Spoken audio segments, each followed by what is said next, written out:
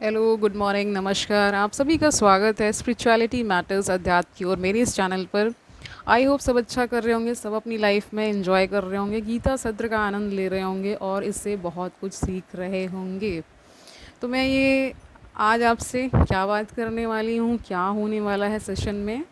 तो हम अध्याय 11 कर रहे हैं।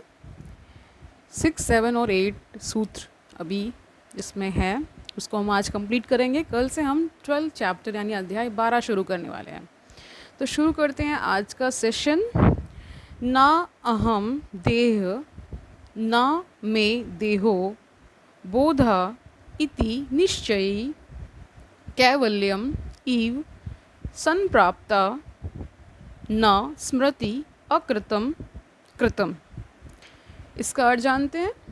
मैं यह शरीर नहीं हूँ और ना ही यह संसार, मतलब कह रहे हैं कि मैं यह शरीर नहीं हूँ और ना ही यह शरीर मेरा है। मैं तो बोध स्वरूप हूँ, ऐसा निश्चय करने वाला विदेह मुक्ति को प्राप्त हुआ सा कृत यानी जिसे करना है और अकृत जिसे नहीं करना है, जो नहीं किया गया है, कर्मों का स्मरण नहीं करता, वह सभी प्रकार की इच्छाओं से परे होता है। इसकी व्याख्या देखते हैं। चिंता को दुखों का कारण बताने के बाद इस सूत्र में महर्षि बतला रहे हैं कि जिससे यह ज्ञान हो जाता है कि ना तो वह शरीर है और ना ही शरीर उसका है। वह कृत तथा अकृत कर्मों का स्मरण नहीं करता है। वह अपनी इसी बात को स्पष्ट रूप से समझाते हुए आगे कहते हैं कि जो आत्मज्ञान को प्राप्त हो गया है, ठीक है, वह स्वयं को निश्चित रूप से आत्मस्वरूप चैतन्य आत्मा ही मानता है। उसका शरीर से नाता टूट जाता है और इस कारण ज्ञानी ही ऐसा कहता है कि मैं शरीर नहीं हूँ, आत्मा हूँ। क्योंकि आत्मा का कोई शरीर नहीं होता है, इसलिए वह कहता है कि मेरा शरीर ही नहीं है। ज्ञानी मनुष्य को ही ऐसा निश्चयपूर्वक बोध होता है, जिसके कारण वह कैवल्य को प्राप्त हो जाता है। जो ज्ञानी कैवल्य को प्राप्त हो जाता है, वह स्वयं को आत्मस्वरूप मानता है, जिसके कारण वह किए और ना किए कर्मों को याद नहीं करता है। क्योंकि जो कार्य किए गए हैं वे शरीर के द्वारा किए गए हैं और जो बिना किए हुए कार्य रह गए हैं वे सिर्फ विचारों तक ही सीमित हैं। वे मन की सीमा में आते हैं। अतः दोनों का ही आत्मा से कोई संबंध नहीं होता है। यही कारण है, क्या कारण है? यही कारण है कि आत्मज्ञानी कृत और अकृत कर्मों का स्मरण नहीं करता है। 7वां सूत्र देखते हैं। आब्रह्मस्त पर्यतम अहम एव इति निश्चयी निर्विकल्पः शुचि शांता प्राप्ता प्राप्त विनिवृतः। इसका अर्थ जानते हैं।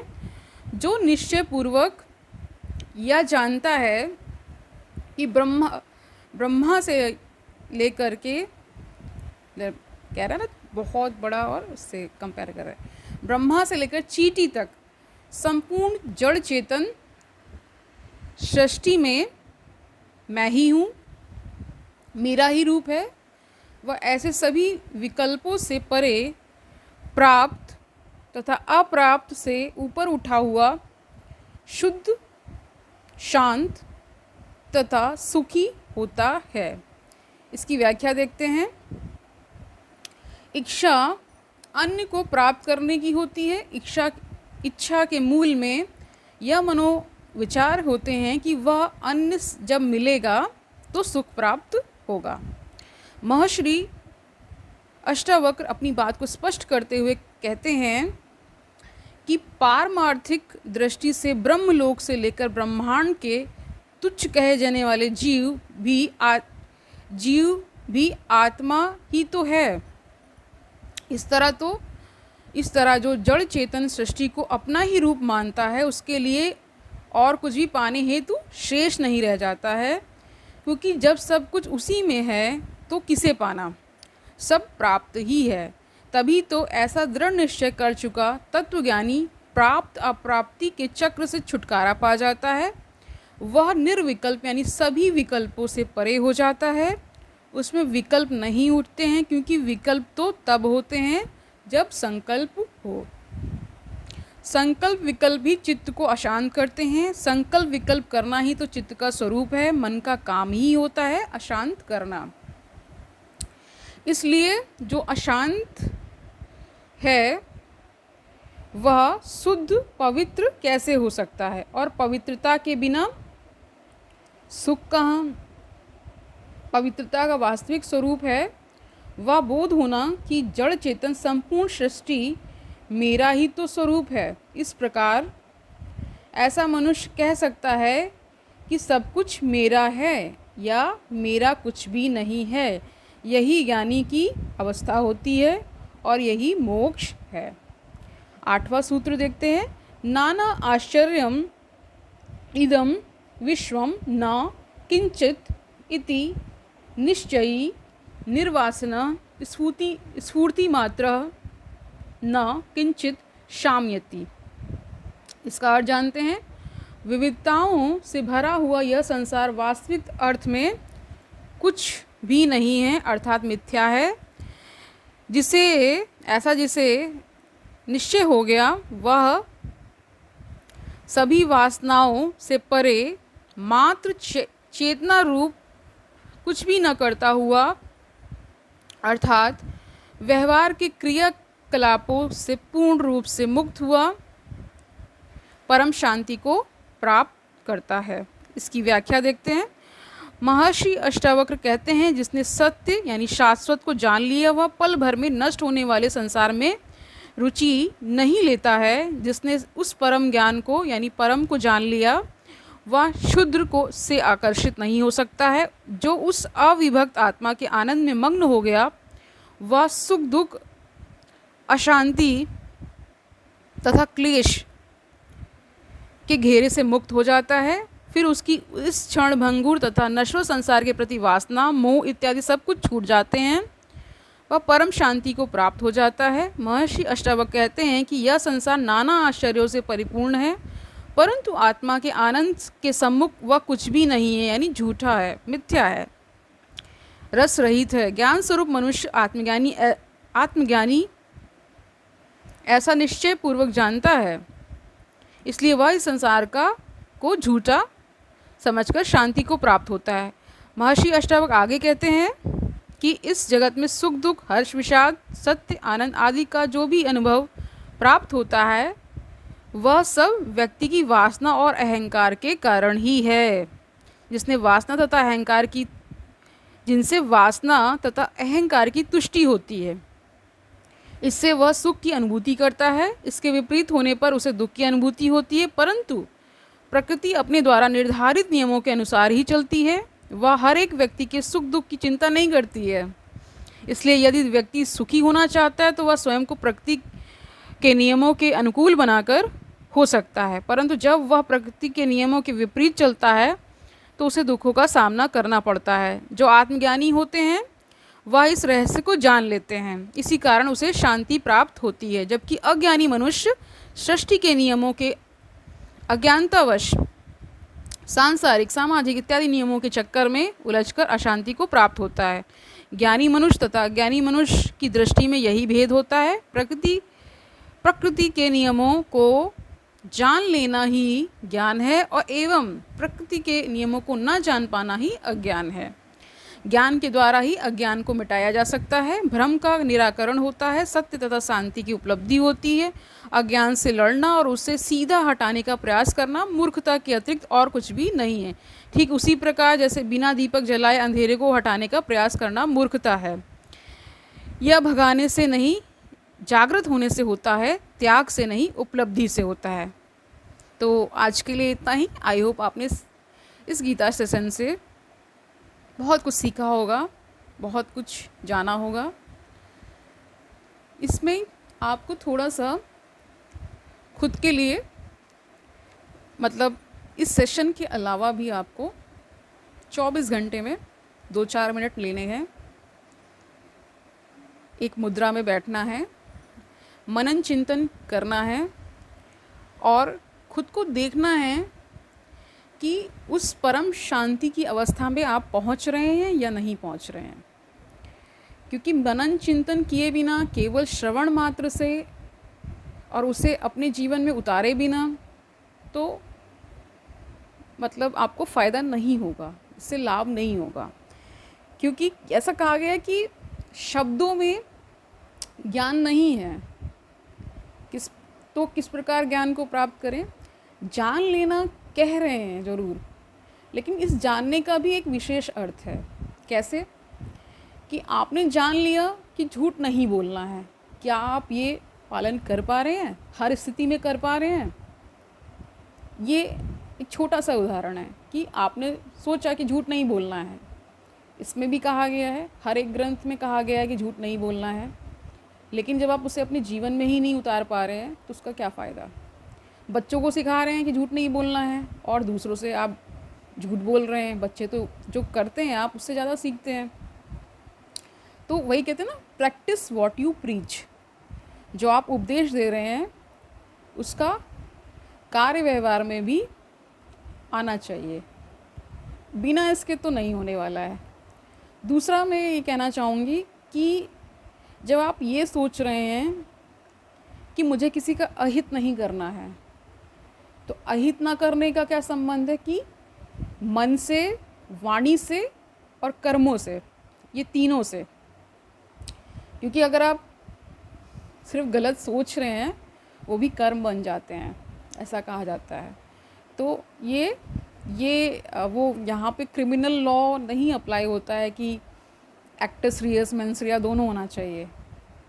मतलब आप केवल सोचने से ही वहाँ पे नहीं किसी को कल्प्रिट मान लिया जाता है, दोनों का होना आवश्यक होता है। ठीक है? तो मैं ये समझ रही हूँ कि आप जब तक इस गीता सत्र को थोड़ा सा गंभीरता से नहीं लेंगे, तब तक फ़ायदा नहीं होने वाला है। कि आज किया, कल नहीं किया, फिर कभी कर लिया, कभी नहीं किया, ऐसा नहीं होता। जब आप किसी चीज़ को कहते हैं ना, एक उसमें उतार लेते हैं अपने, जैसे आप बाकी सारे काम करते हैं उस तरह कि ये करना ही करना है। कई लोग कमेंट कर रहे हैं कि गीता से क्या होगा, गीता पढ़ने से क्या होगा। भाई ये आपके लिए नहीं है। अगर आपको यही नहीं समझ में आया कि गीता पढ़ने से क्या होता है, तो आप बहुत दूर हैं इससे। यहाँ वही आ पाएगा, वही टिक पाएगा जिसके अंतःकरण में एक शुद्धि होगी, जिसका अंतःकरण शुद्ध होगा, जिसके अंदर ये भाव होगा कि कहीं ना कहीं एक बेचैनी भी होगी कि मुझे मुक्ति चाहिए। दूसरा ये है कि हमारे तमाम ग्रंथों में और तमाम बातें ऐसी वेदों में सब जगह लिखी हुई हैं कि एक तो पार्ट उसमें वेद में क्या है, एक पार्ट उसका कर्म कांड का है, एक पार्ट उसमें वेदांत जिसे बोलते हैं उसमें उसकी फ़िलॉसफी यानी दर्शन दिया हुआ है। तो अगर आप पढ़ते हैं केवल, तो उससे नहीं होने वाला है। जब तक आपके जीवन में वो चीज़ नहीं आएगी, जब तक आप उसे अपने जीवन में नहीं उतारेंगे, हर स्थिति में खुद को चेक नहीं करेंगे, तब तक नहीं होने वाला है। तो यहाँ होने का मतलब ये है कि आपका पहली शर्त तो यही है कि आपका अंतःकरण शुद्ध होना चाहिए, आपके आचार विचार अच्छे होने चाहिए, दूसरों के प्रति सद्भावना होनी चाहिए, कोई जाति धर्म विशेष का कोई भी आपका मतलब किसी के प्रति बहुत ज़्यादा द्वेष ईर्ष्या नहीं होनी चाहिए, खुद को बहुत सुपीरियर नहीं समझना चाहिए कि मैं इस जाति में या इस धर्म में पैदा हुआ हूँ तो मैं बहुत सुपीरियर हूँ। ये सब जो लोग करते हैं और एकदम कट्टर टाइप के होते हैं, उनके लिए तो ये नहीं है। मैंने इससे पहले यथार्थ गीता का सेशन लिया था, अभी मैं अष्टावक्र गीता कर रही हूँ। दोनों में ये चीज़ लिखी हुई है कि जाति कहीं भी नहीं है, ये सब मानव निर्मित है। कुछ लोगों ने अपने फ़ायदे के लिए इसका जो भी है प्रचार प्रसार किया कि हम सुपीरियर हैं तुम इन्फीरियर हो।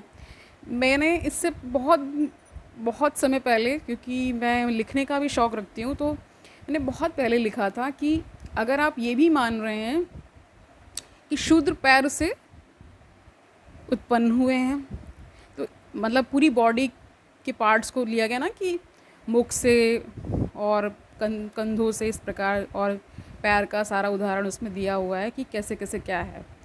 तो क्या आप ये मानिए कि अगर आपके शरीर में पैर नहीं होगा तो क्या आप चल पाएंगे? बिना पैरों के क्या ये शरीर पूरा है? सोचिए इस पे।